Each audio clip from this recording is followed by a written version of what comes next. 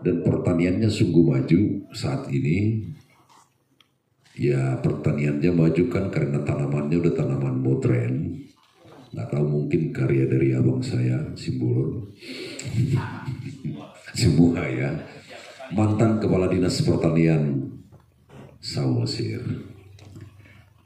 Nah itu maksud saya perkenalan sekaligus saya untuk bisa memahami bagaimana kita berdiskusi kan.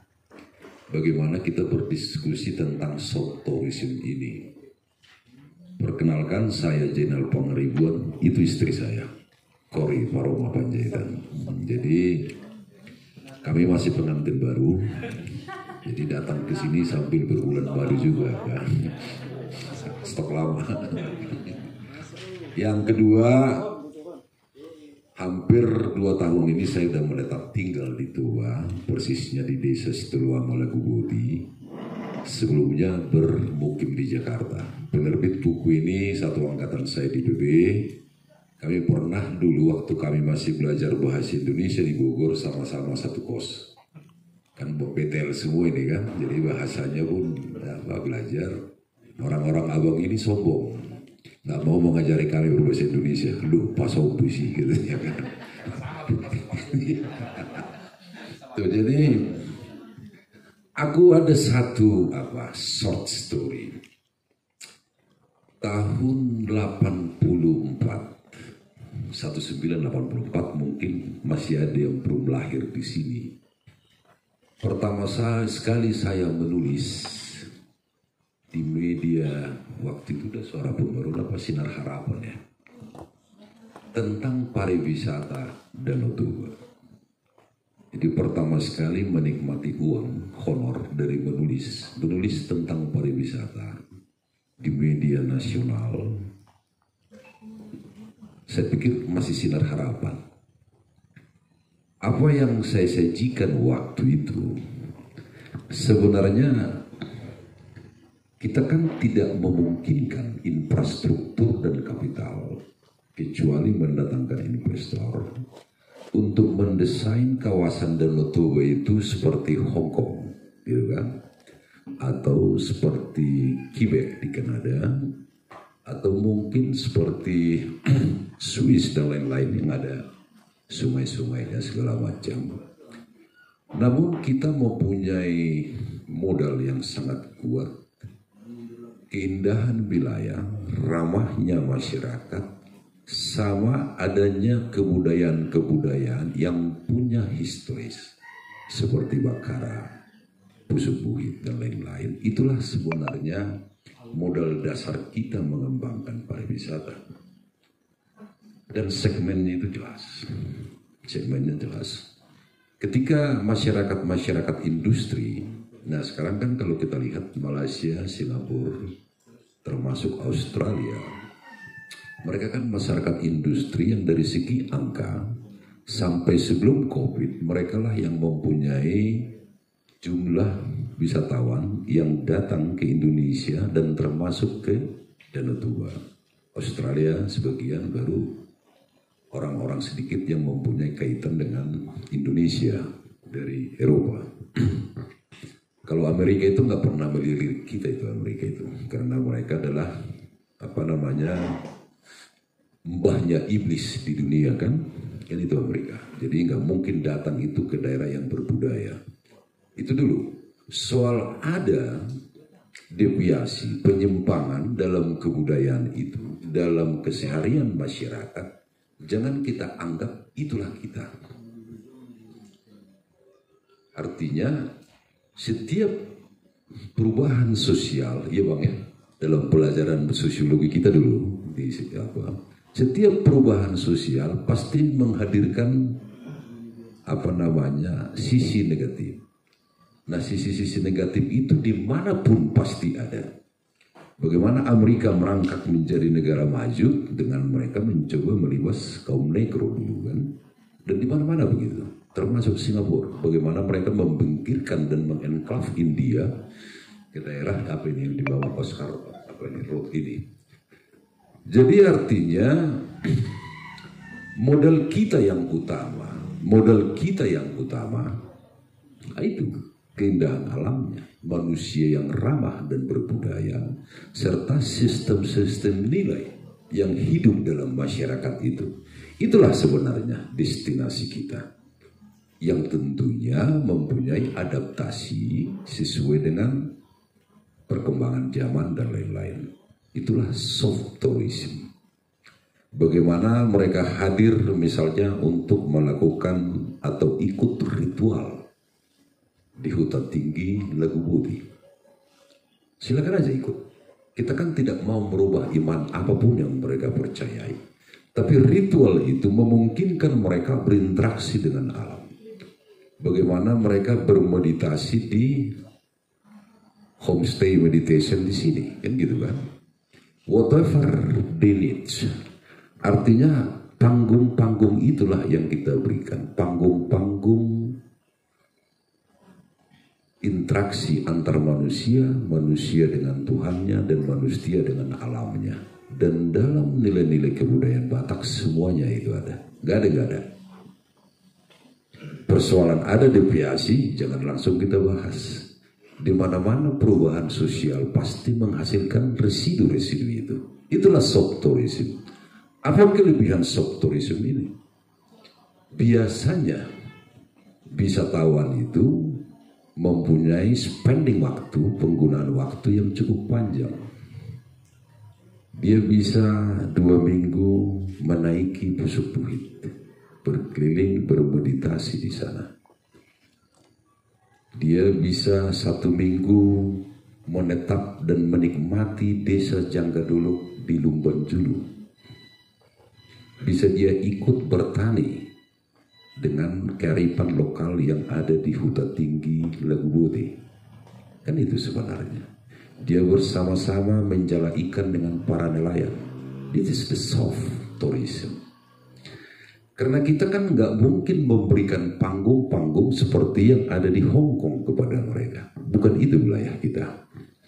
Itu soft tourism. Artinya how to decide the attractive situation for them to be patient in the long time. Nah, kalau kita ke Singapura kan kita mau menjemput masa depan yang belum kita nikmati. Bagaimana mewahnya pelayanan di Hotel Shangri-La Singapura. Bagaimana kita berjalan seperti kita adalah Robocop di apa itu? Di jalan apa itu yang di Singapura itu? Nah, Orchard Road. Kita sekarang mau ke London. Ya, kita kan mau mencoba memacu sebuah impian masa depan. Dan itulah wilayah kita. Makanya kan begitu bangganya orang-orang Batak yang menjadi pelayan rumah sakit di Amerika. Bagaimana hebatnya di Amerika itu.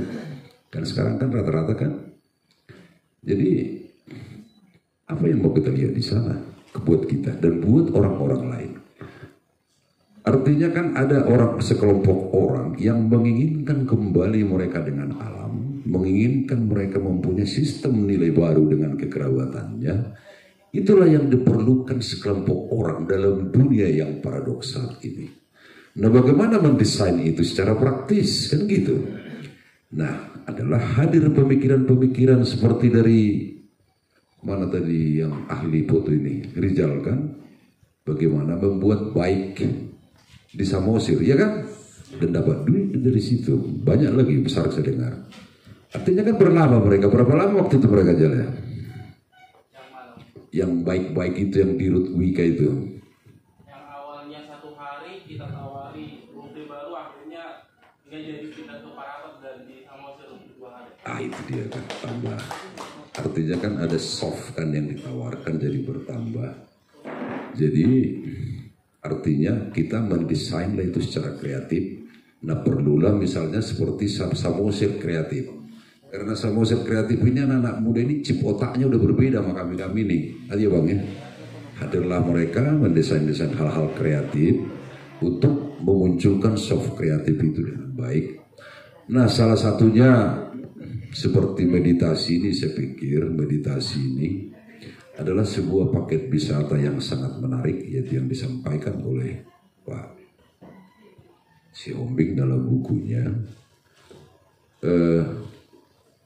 Artinya memang seperti yang disarankan Pak Nixon Sinaga, kita membutuhkan relawan-relawan kan untuk mendampingi orang yang bermeditasi nanti. Siapa tahu nanti banyak orang mau jadi bermeditasi selain dipandu oleh Pak Siombing, Pak Paul. Kenapa? Dalam dunia yang absurd sekarang ini cenderung paradoks. Dia akan melahirkan sebuah binary complex society. Nggak tahu lagi dia mana yang baik dan yang mana yang buruk. Ya kan? Masuk dalam situasi itu. Peradaban begitu. Peradaban ini sangat berbahaya dan itu sudah ditunjukkan dalam peristiwa Sodom dan Gomora. Awal-awal tahapan psikologi sosialnya. Pada saat ada kebimbangan begitu, bermeditasi adalah pilihan terbaik. Menghadirkan diri kita sebagai kuil ilahi untuk memahami, memilih mana yang baik dan yang buruk langkah kita ke depan. Orang-orang begini sekarang banyak di dunia. Dan mereka ini banyak orang yang kaya. Mungkin kan pernah dilihat di TikTok bagaimana seorang kaya harus menabrakkan dirinya. Bagaimana seorang Michael Jackson harus meminum obat overdosis. Kan itu kan masuk dalam binary kompleks. Nggak tahu lagi dia pilihan hidup itu apa. Meditasi ini bagi saya adalah sebuah alat, sebuah cara bagaimana kembali kita menemukan diri kita dalam sebagai tempat Allah di dalam tubuh kita. Menyediakan diri kita menjadi tempat roh, kan gitu ya, roh Allah. Dan orang-orang ini banyak di dunia, banyak orang kaya. Mereka kan yang bunuh diri, dia kan orang terkaya di dunia. Michael Jackson bunuh diri, orang terkaya di dunia. Itu kenapa? Mereka menghadapi binary kompleks dan itu sekarang banyak di dunia. Apalagi setelah COVID itu. Banyak kan orang-orang kaya yang jadi gila karena COVID kan gitu kan, menjadi pasien rumah sakit jiwa. Saya pikir inilah menjadi jawabannya. Soft tourism ini seperti meditasi. Artinya ya kita create lah bagaimana meditasi itu kan menjadi sebuah sesuatu yang ada atraktifnya kan gitu kan. Kayak tadi kan ada dokter, ada apa segala macam. Nah kalau soal pemerintah bagaimana membangun apa ini, kita juga nggak bisa benturkan. Kita kan nggak mungkin hanya membangun kearifan budaya lokal dalam rangka pariwisata. Kan diperlukan juga instrumen infrastruktur seperti lapangan terbang, jalan raya, segala macam. Dan dibutuhkan juga tentu kenyamanan untuk stay seperti yang dilakukan Pak Sihombing di sini dengan homestay Patendungannya. Artinya itulah yang dikerjakan negara melalui BODT.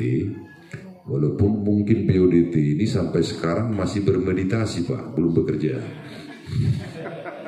Ya kan, masih bermeditasi. Jadi bukan berarti mereka tidak berbuat, minimal mereka masih bermeditasi. Apa yang mereka akan lakukan?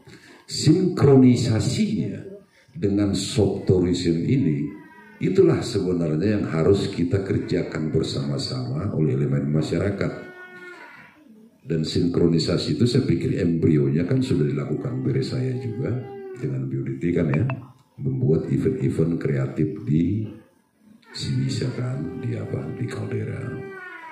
Sesederhana itu sebenarnya. Jadi kita nggak usah berpikir terlalu apa. Hiduplah kita dengan budaya Batak itu, dan itu akan menjadi destinasi untuk orang lain. Kenapa? Kata siapa orang Batak kasar-kasar? Ini satu kosan saya belum pernah ini saya dengar mempunyai bahasa yang kasar. Padahal ini Siantarmen ini loh, jangan salah. Belum pernah ini saya dengar kasar. Malah ini kalau agak marah, agak merah mukanya dikit baru diem, gitu kan. Jadi cocok ini memang tukang meditasi. Jadi artinya soal ada bias itu soal dinamika perubahan hidup lah. Artinya bagaimanalah kalau super truk dengan connect truk tidak keras bahasanya. Ya karena suara truknya aja kan udah kuat. Gimana kalau bicara pelan-pelan? Bagaimana tukang tambal ban suaranya pelan-pelan. Orang dia hidup di pinggir jalan raya. ada bising lalu lintas keras. Ya terjadilah seperti yang dikatakan, mana dia Pak Kadiman? Kenapa dia kabur? Kemana dia? Pulang. Nah itulah apanya. Artinya itulah sekedar pemantiknya. Itulah sekedar pengantarnya. Bahwa itu sebenarnya bukan konsep yang berat. Soft itu. Soft itu terserah tuh kita nih. Mau kita memelihara budaya kita, keindahan kampung kita, segala macam. Seperti yang dilakukan Bu Kore sekarang. Memoles kampung mertuanya. Kampung mertuanya Bu Sinulak itu supaya bisa menjadi destinasi. Jadi bonani hari Arab yang ngelak puin atau itu tak. Asal kita teridin tapi gak bisa mengisi deh. Betiru dan marani be kondisi ini. Inilah kan. Jadi hanya memang kan nggak mudah step-stepnya. Karena kita kan elemen egaliter, kampung kan bukan milik kita sendiri, tetangga. Saat dia menanam bunga banyak-banyak di kampung, tiba-tiba ada bikin kandang babi di sampingnya. Nah itu bau teh bau tanah. Betul lah, memang mesti tani manuki bunga ini ikut kan saling berhadapan. Artinya tidak mudah mendesain kampung itu juga untuk soft ya, supaya mereka betah di sana berapa nggak mudah. Nah disitulah membutuhkan spiritual effort, nilai-nilai kejuangan. Artinya ya kadang kita lelah juga, tapi kan ketika kita berupaya bahwa apa yang kita capai adalah baik. Ya kadang kita harus kacamata kuda kan. Nggak perlu terlalu membuka kuping terkadang.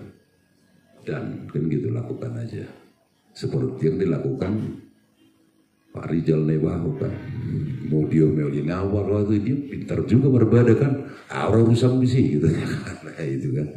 Yang begitu-gitu kadang perlu. Ya artinya kan sistem kekerabatan orang Batak, belian dan tulukan semua kita udah memahami dan memaknai. Tapi seperti yang dikatakan Pak Paul tadi, jangan hanya knowing, tapi being katanya kan. Kita menjadi pelaku, kan gitu. Setiap kita menyiapkan dirilah jadi pelaku untuk soft tourism itu. Pelaku itu kan tidak harus mampu seperti Pak Paul mendirikan homestay. Saya hanya ramah dan ini aja. Saya pikir saya udah pelaku dari soft tourism itu, membuatkan orang asing ramah. Asik katanya kan.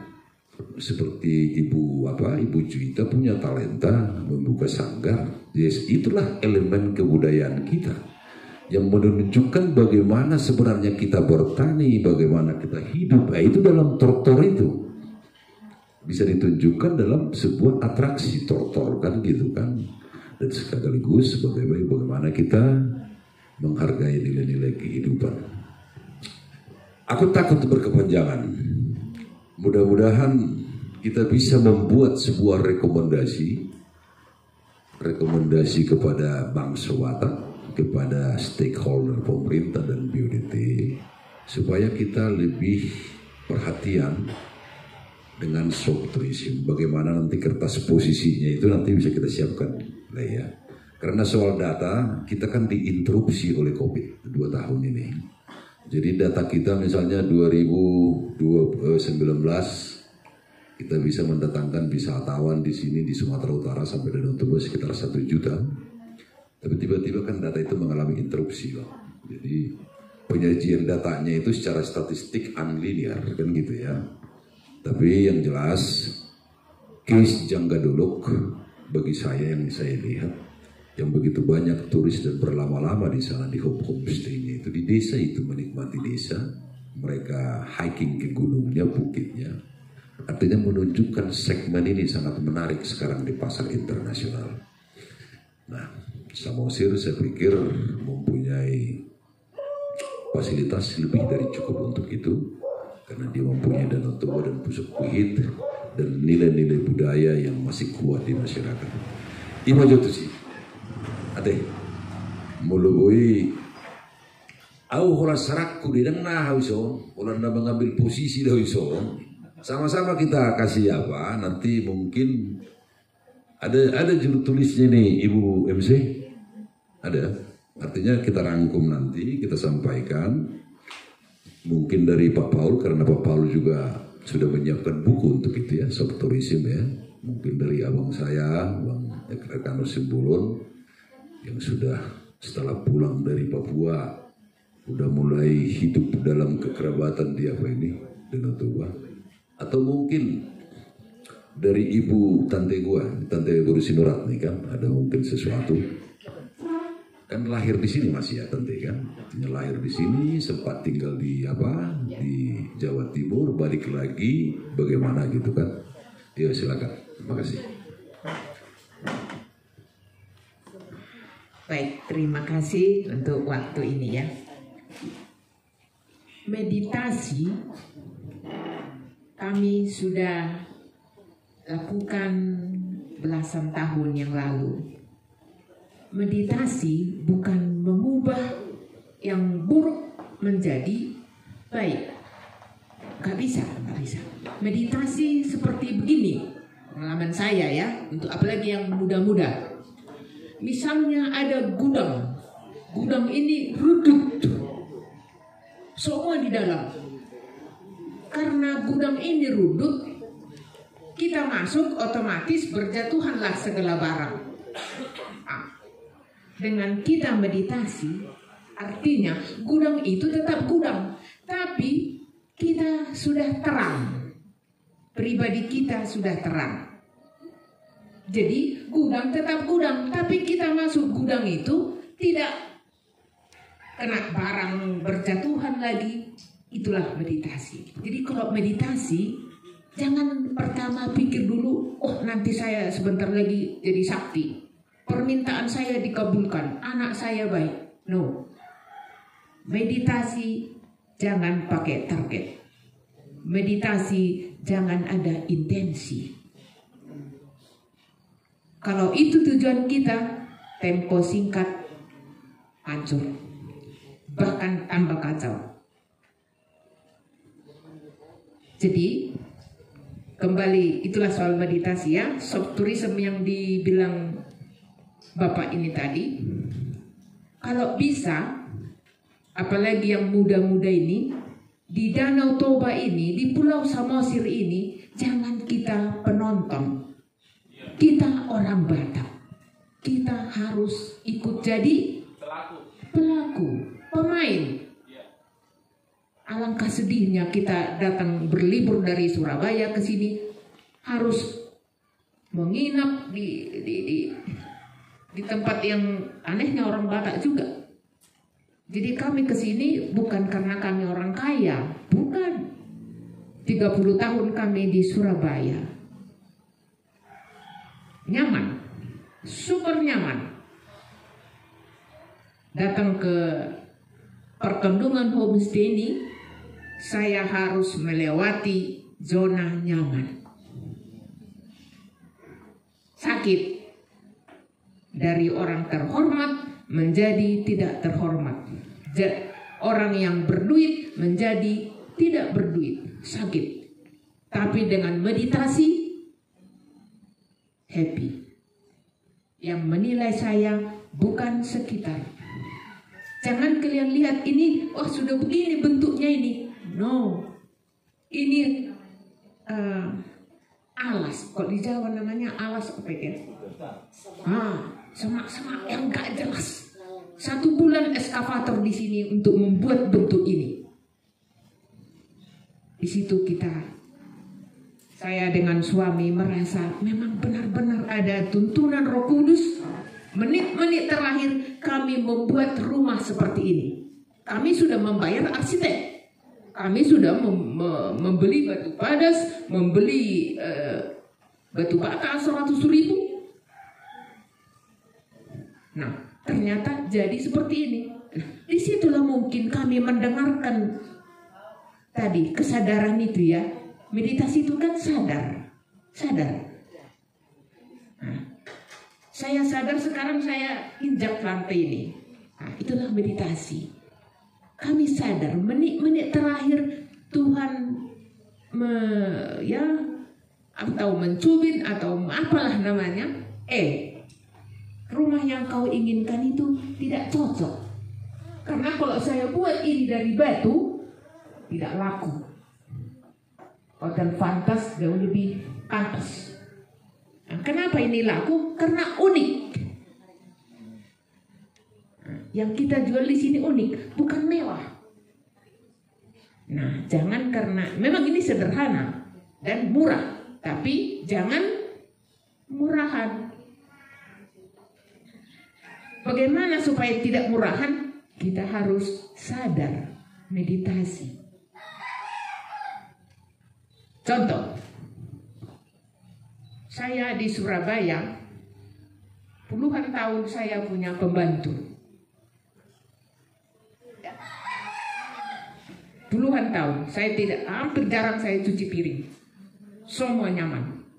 Datang ke sini, sesudah ada homestay, saya bersihkan dengan tangan sendiri kloset orang. Karena yang saya jual adalah bersih. Mungkin Anda melihat kamar mandi saya bersih. Kami tidak punya karyawan.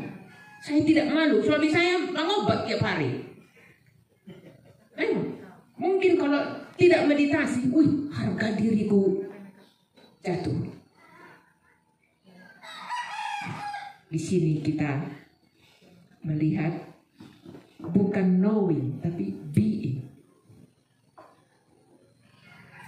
Dari nyaman ke tidak nyaman. Itu ngomongnya gampang. Tantangan supaya jadi ini, jangan pikir enak. Dari dalam dan dari luar. Saya sendirian di sini, suami saya di Surabaya. Saya harus berhadapan dengan tukang 11 orang yang bukan orang Batak, orang Palembang. Jumulnya minta ampun. Ya, kalau saya tidak meditasi, kurasa sudah saya tabok itu. Ya. Tapi saya merasa Tuhan, terima kasih, saya masih bisa membayar orang ini. Memberikan tangan di atas, toh. Kami ditipu. Bukan 10 juta, puluhan juta. Bahkan pemborongnya ini masih berutang ke kami. Mana ada pemborong ngutang ke ini kan? Tapi itu yang terjadi. Tapi saya melihat itu, happy kami. Terima kasih Tuhan, kami masih bisa berdiri. Itulah, jadi adik-adik yang muda-muda, jangan jadi penonton di tanah kita orang Batak. Orang Batak itu unik. Ya, sedikit mirip dengan orang Yahudi kan memang. Jadi, sekali lagi, kalau kalian datang ke sini, saya bukan mau promosi ya, enggak. Dengan senang hati, datang ke sini, enak sekali meditasi. Apalagi di atas, di gazebo amangnya. Tidak ingat dan nengok utang. Sungguh, singir sudik. Dan dulu saya waktu kan saya lahir di sini ya, besar di sini. Saya melihat Dono Toba ini, sesudah pulang saya dari Surabaya, saya melihat karya agung Tuhan. Terima kasih. Karena kami kalau menikmati seperti ini, bayar jutaan rupiah ke Bali. Itu masih tiket. Apalagi dapat penginapan yang seperti ini amangnya kalau di Bali hanya orang barat yang mampu, karena satu malam 2 juta. Dan jalan ke dalam itu tano-tano begitu kan? Dan itu mahal. Nah, sekarang di tempat kita ada. Mari jadi pemain ini. Jangan hanya misalnya orang Jakarta, maaf. Hanya berkuar-kuar, kembangkan soft tourism. Nang sadar ruko lagi baik di Samosir. Mengkritik. Kritik itu biasa. Nah, dengan ada embrio yang meditasi ini bisa kita jual nanti seperti Bali. Ya, Bali laku bukan karena hebat kali enggak. Budayanya dengan agamanya sama. Selaras. Genutuk kita 2 3 mengalayani hanai dewa nai. Jangan coba langkahin itu. Orang Bali bisa miskin sekalipun, ya, uang 2.000 di kantong, tapi kalau di sejajarnya itu ada 100.000, jangan coba ambil. Itulah mereka. Jadi mari kita buat Samosir ini. Mungkin 20 tahun lagi belum bisa seperti Bali, tapi mari kita ramah sedikit. Di Lombok itu untuk senyum 20 tahun. Bagaimana untuk senyum 20 tahun? Belajar senyum. Jadi adik-adik, sekali lagi, jangan jadi penonton di tanah sendiri. Leluhur kita itu sangat mulia. Jadilah pelaku dan pemain wisata. Thank you. Luar biasa kan? Tanteku ini Bu Sunurat ini. Artinya tekanannya kan supaya kita menjadi pelaku kan. Dan saya lihat sih daripada para pelaku ini kan, seperti Rijal kan udah pelaku ya. Artinya dia mempunyai talenta di bidang fotografi, peralatannya pun udah ngetren gitu kan. Daripada pelaku baru Partonun kan pelaku juga ya. Nah, Berejuita juga udah pelaku. Ya artinya itu memang menjadi persyaratan minimal, karena soft tourism itu kan masih partisipatif kan gitu kan, membutuhkan partisipasi banyak orang, komunitas, bangsuri.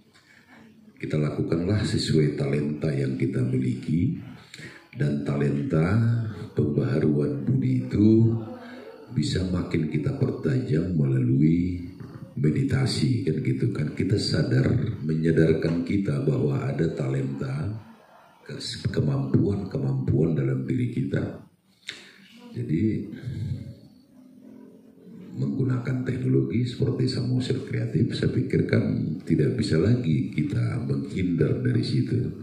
Nggak bisa lagi kita mundur menjadi seperti suku Baduy kan. Kita harus aware dengan teknologi itu. Nah, tugas para senior lah seperti Bang Simbolon untuk membimbing yang muda-muda kan, ya Bang. Tapi udah pensiun Bang ya? Sudah ya, tapi kan masih sehat ini, kurasa akibat meditasi nih. Sehat terus di usia masih pensiun, baru pengenalan. Iya, jadi mungkin ada yang lain, saran-saran yang lebih seperti yang tadi kan konkret yang dikatakan oleh Ibu Sinurat. Jadilah jadi pelaku pemain, dan itu bukan slogan formal karena udah dilakukan di sini dengan segala. Nggak sempat menangis waktu itu Tante ya? Oh, ya. Menangis juga berarti. Bahkan saya sempat bilang orang, oh gila itu, mana mungkin laku. Oh gila, artinya kan berdarah-darah. Ada sedikit, Iya. Selalu memang yang membuat perubahan itu orang-orang gila kan. Ya, ada lagi. Atau sebentar dari Pak Simbol dulu nanti. Oh dari sana. Silakan. Ibu Juwita Manurung. Oras kita saluna. Amar Juwita Manurung tubuh ni baru tapean nagebuti mata tulangku lah yang duduk di depan itu sebagai narasumber. Gak mau tadi disebut narasumber kan? Inang Naulibasa berdiri, Inang Naulibasa permeme si berduton pertarus nasa sudan perpoda si ingoton pertona si huton. Jadi Inang Naulibasa itu bukan sanggar, tapi merupakan sekolah adat. Jadi dia di bawah Yayasan Pendidikan Masyarakat Adat Nusantara, itu IYPMAN. Jadi kembali mendidik anak-anak, pendidikan karakter lewat adat dan budaya. Mengapa? Ini menarik kalau dikaitkan ke sini. Karena sesungguhnya opung kita punya metode-metode yang luar biasa dalam mendidik peperannya. Bayangkan mulai dari sistem amang bau inang bau, meminimalisir terjadinya perselingkuhan antara pendatang, itu aja satu sudah luar biasa. Belum lagi arsitektur yang luar biasa, rumah Batak kalau gempa hanya goyang, dan yang lain. Ada satu istilah sebelum istilahnya, tapi aku suka tadi Inang tadi. Nah buruk kena kini, sinurat buruk kumeng, buruk manurunga, hahomion. Cuman satu yang ada peristiwa-peristiwa yang kemudian ada satu tona opung samaku. Itu yang kupegang sebagai Homian Batak.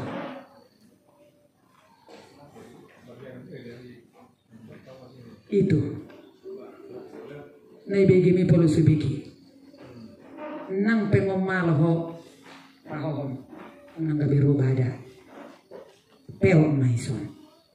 Jadi mau adong dope madokon audon jago audon on belum marah mio. Kayak kata nambur tadi, belum meditasi berarti. Yang kita sampun ingsun pancur kita menunggaling karo Eyang Gusti. Memang kalau kita sudah menemukan jati diri kita, maka kita akan menyatu dengan sang semesta. Bagi saya sang semesta itu adalah semesta ini, dan inilah dia. Ketika saya bicara opung dan orang akan bilang, nah ini menarik kalau masuk nanti dia ke soft tourism, alter tourism, tradition tourism, ekotourism. Kegagalan zaman modernisme adalah tidak mampu menjawab hal metafisis, maka muncullah paham-paham postmodernisme. Kembali ke alam, yoga lagi, hidroponik lagi, apalagi organik lagi. Muncullah pariwisata, wisata kampung. Karena gagal zaman modern menjawab hal metafisis yang ini tadi. Terus orang bilang, halu kalau bicara opung. Terus ngana nggak halu bicara Tuhan. Because everything you cannot see with your eyes, itu goib. Maka itu halu. Lah tapi kan itu halu. Memang kemampuan kita berhalusinasi lah membuat kita bisa menyatu dengan beliau-beliau itu. Kalau kami sebagai pelaku Homian Batak menyebutnya akan itu. Kristen menyebutnya Bapa kami yang di surga. Bagi Kristen tingkat tertinggi dari kekerabatan itu adalah Bapa. Tapi bagi orang Batak tidak. Opung. Bukannya opung manurung yang kupanggil. Opung yang kupanggil itu adalah opung mulai jadi nabulu. Ini sebenarnya saya tidak akan bertanya, tapi akan testimoni dan saran. Sebagai pelaku Homian Batak sebenarnya, saya tidak perlu mengambil referensi dari daerah manapun, kecuali kembali kepada diri saya. Pengapa perjalanan saya cukup panjang, saya sampai sekarang akhirnya menyebutnya The Secret and Sacred of Destiny. Panjang perjalanan saya, membanting-banting saya, menghajar-hajar saya sampai saya harus menemukan siapa saya. Ingsun, itu yang saya bilang tadi. Yang kita sampun ingsun, pancur kita manunggaling karo Eyang Gusti. Ingsun dulu. Jadi kalau tadi tulang bilang kita nanti akan mengarahkan mereka untuk bermeditasi, bla bla bla, iya. Terus memang saya baca ini cukup keren. Opung. Saya bilang opung karena tadi ucapannya sangat bertondi kalau menurutku ya. Sebagai seseorang yang tidak banyak berbicara, kalau kuliah di sini narasumbernya nggak ada panuturi.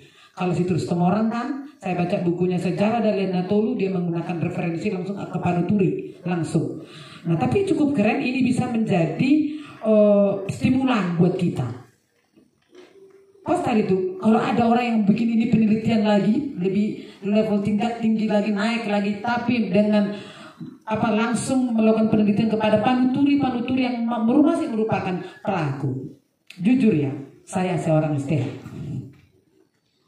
Saya sarjana teologi yang memilih untuk tidak berdiri di mimbar karena melayani itu pergi, bukan berdiri di mimbar.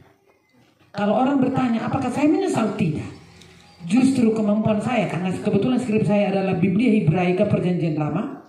Jadi kalau Perjanjian Lama itu harus dikorek di belakang teks itu apa yang terjadi gitu. Keberuntungan saya sebagai seorang mahasiswa teologi, sarjana teologi, masuk di Homian Batak, luar biasa. Apa sih yang gak terdapat di dalam Alkitab itu? Apa?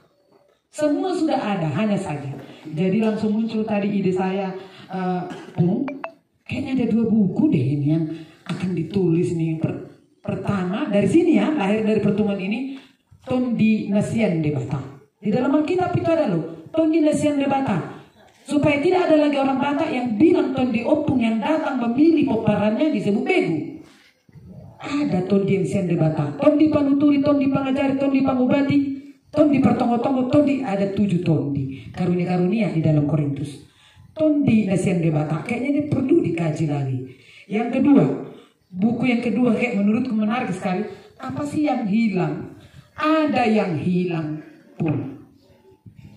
Saya hidup, saya bangun, saya ngopi, saya merokok, terus nanti saya kerja, pulang lagi, tidur, makan.